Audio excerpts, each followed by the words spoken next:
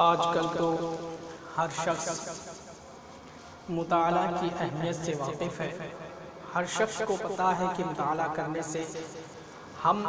اپنے ماضی میں گزرے ہوئے قوم کی حالات کو جان سکتے ہیں۔ مطالعہ کے ذریعے ہی ہم اپنے گزرے ہوئے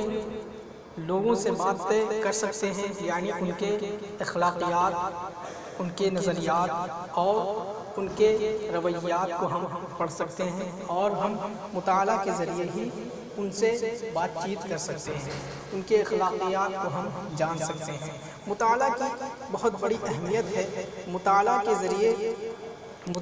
ہی کے ذریعے ہمارے ذہن میں کشادگی آتی ہے، مطالعہ کے ذریعے ہماری قوت حافظہ مضبوط ہوتی ہے، اور مطالعہ کے ذریعے ہی ہماری معلومات میں اضافہ ہوتا ہے۔ جتنے ہم مطالعہ کرتے رہیں گے اتنے ہی ہمارے علم میں اضافہ ہوگا، ہمارا ذہن اتنا ہی مضبوط ہوگا، اور ہماری قوت حافظہ بھی اسی کے مقدار قوت حافظہ بھی مضبوط ہوگی۔ تو ہر شخص مطالعہ کی اہمیت سے واقف ہے، لیکن یہ بات آتی ہے کہ ہم کون سی کتاب کا مطالعہ کب کریں جس کے ذریعے سے ہماری قوت حافظہ مضبوط ہو، اور ہماری قوت حافظہ میں مطالعہ کرنے کی جو باتیں ہیں وہ ہمارے ذہن میں رکے۔ تو اس کے لیے کہا گیا ہے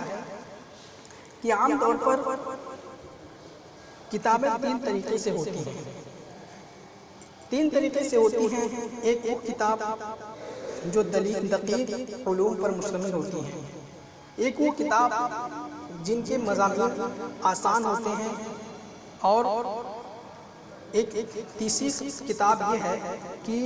جس کو پڑھنے میں طبیعت میں نشاط آتا ہے، اور اس مضامین کو پڑھنے میں دلچسپی ہوتی ہے۔ اسی طریقے سے یہ بھی کہا گیا ہے کہ وقت کی بھی تین قسمیں ہیں، یعنی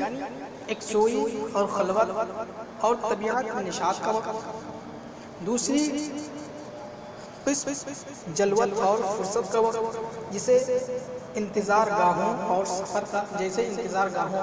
سفر کا وقت، اور تیسری قسم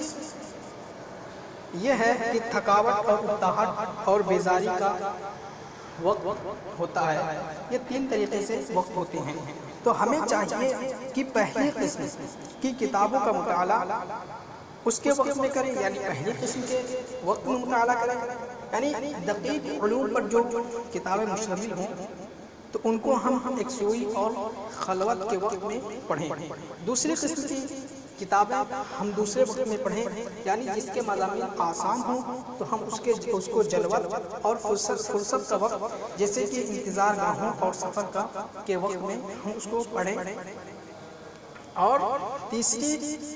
قسم کی کتاب کو ہم تیسرے وقت کے اس میں پڑھیں، یعنی جس کے مضامین آسان ہوں۔ ناول ٹائپ کی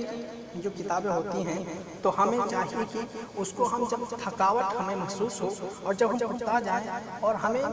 بیزاری محسوس ہو تو ہمیں چاہیے کہ ہم ان مضامین کو پڑھیں جس کے ذریعے ہمیں کتاب پڑھنے کی طرف رغبت بھی ہوگی، ہم کتابوں کو بآسانی پڑھ بھی سکتے ہیں اور اس کو سمجھ بھی سکتے ہیں، اور اس کی باتیں ہمارے ذہن میں بخوبی اور کافی دیر تک باتیں رکیں گی۔ تو ہمیں چاہیے کہ ہم ان وقتوں میں ان کتابوں کا مطالعہ کریں جس سے ہمیں کما حق فائدہ ہو سکے۔